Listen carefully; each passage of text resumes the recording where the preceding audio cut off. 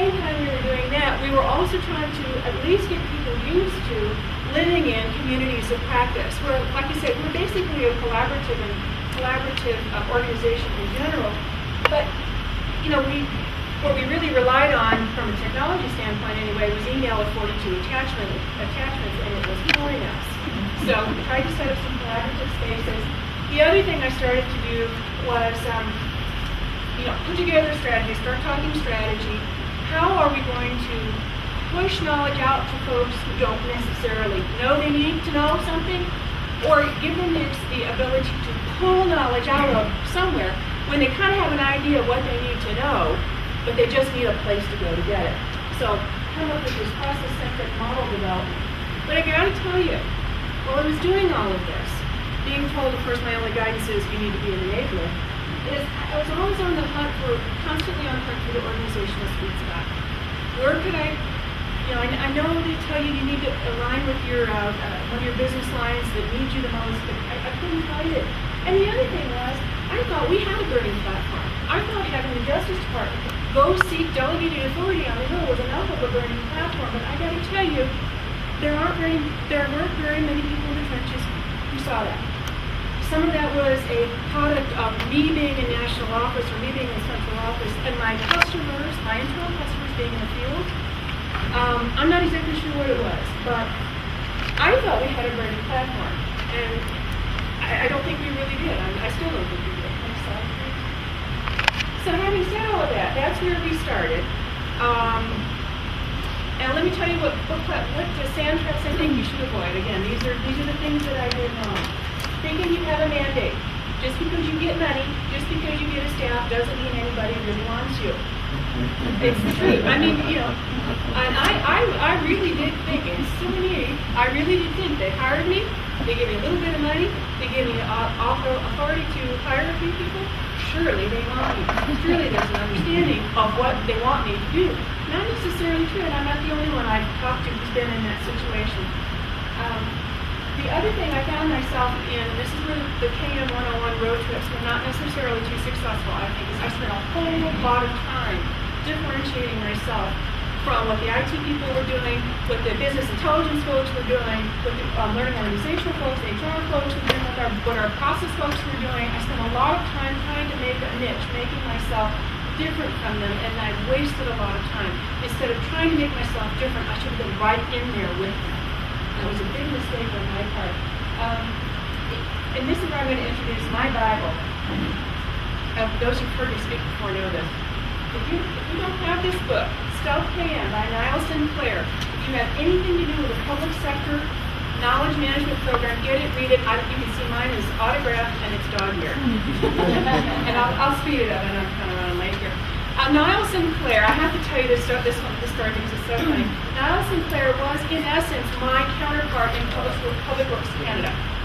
And I met him through the good folks at George Washington University.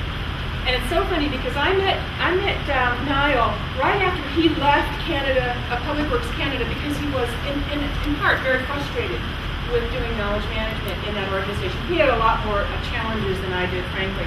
He told me he was writing this book, and he said, you ought to get this book. I'll give you a copy. You need to read it. And I'm sitting there going, I'm not going to read this.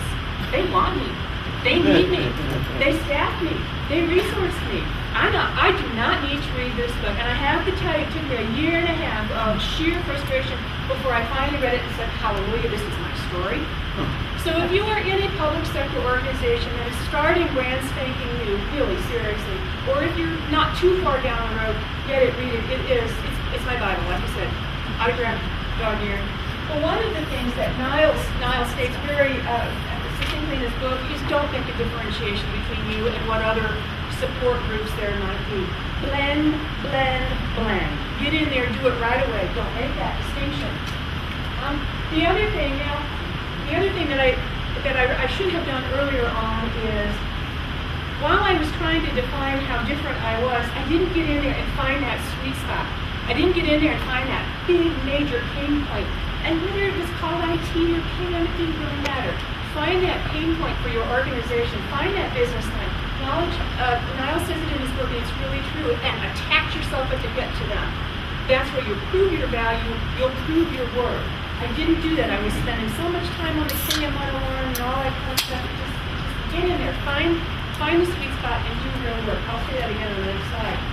The other thing, now you might not have this problem, but I did. Kind of given the very, very tactical nuts and bolts culture that I live in. You know, I have a strategy and I have a framework. Okay, I have a strategy and I have a framework, but I spend a whole lot of time talking about it. Don't do that. Unless you absolutely have to. Don't. Just know that everything you do fits in with your strategy and fits in with your framework. And then if anybody's interested in it, like your senior managers, trot it out and show them how they fit together. Next slide. I talked about the sweet spot. Oh, and this I'll just spend 2 seconds on. I have a KM governance board. They are some of my most senior managers in public building service, central office public building service. Some of them are Ortho Hill deans. Some of them I just send emails to because I have to. Actually, my best champions, believe it or not, are at the mid-management level. They are my counterparts. They are my peers at the mid-management level. Find them, work them to death, love them, because they are the ones that are going to actually advocate and advance your program. I'll go through this really quick. I had a number 2 guy in PBS who was supposedly my official champion, and he's not past the what's KM point. He's still not past the what's KM point. So like I said, he's my official champion, but he doesn't do me a whole lot of good. My mid-level managers are better. And if you can keep what you do off the corporate radar screen without having your funding cut, you might actually be in a better position. People need to see what you can do. They need to see it first. Explaining it, at least in my place, didn't do me a whole lot of good. Neil said this: solve one problem at a time. Solve one pain point at a time. Don't bite off the elephant more than one toe at a time. And here's another one. Demystify KM by solving real problems. I have had many opportunities where we put collaborative space together, for instance, taught people how to work in a community together, where they say, wow, this is really cool. And I have literally said, oh, by the way, that's KM. Oh, and by the way, that's KM. And that's KM. And that's KM. That has been so much more effective than trying to explain it and talk about strategy. The other thing is leverage to death what you already have in place. We went out and bought Tomoye, and I'm not putting down Tomoye.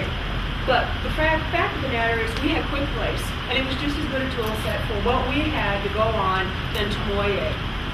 So I spent a whole lot of time, not a lot of money, but a whole lot of time trying to justify doing this when frankly if I just used our existing tool set, I would have been in better position. The other thing is I wouldn't use your organizational structure. Don't advocate for organizational change or any of that stuff. Use what you got. Use it to death. And here you go.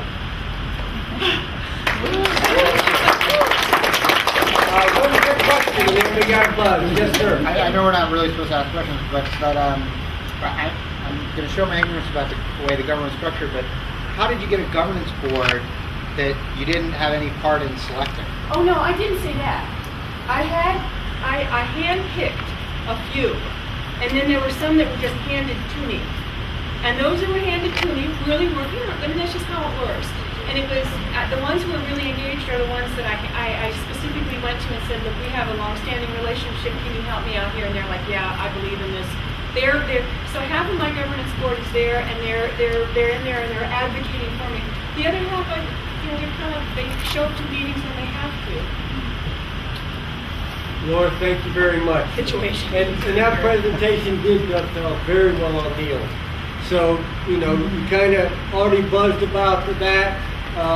Servers at the tables and everyone else for that matter, there's the buzz issues, where you can start, what sand traps you should avoid, and how to ensure your first KM projects are a success without unlimited resources. And thank you again very much. Okay. So, all right, we'll buzz for about 15 minutes or so, and then we'll do the rotation routine.